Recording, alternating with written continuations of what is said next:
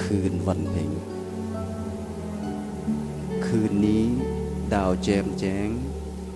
แสงส่องสาดสีในราตรีเงางามท่ามกลางแห่งแจ้งครั้งหนึ่งเคยแยงจ้อง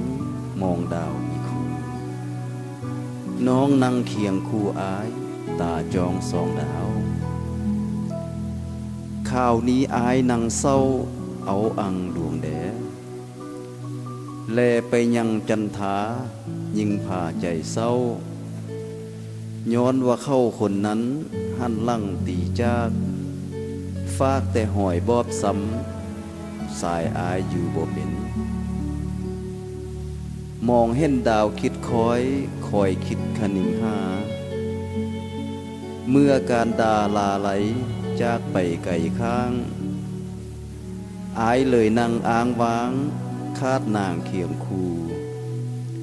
อยู่ผู้เดียวเหี่ยวแห้งคอยแรงเลือนลอยเมื่อเห็นดาวหน่วยน้อยลอยเด่นหน้าผาน้ำตาสายดินไหลลองหลงซองแก้มยิ่งแนมไปยิ่งซ้ำละกำใจอุกอังเพราะว่าคนนั่งข้างวันนี้พี่บ่มีอีกแล้วขอขอบใจ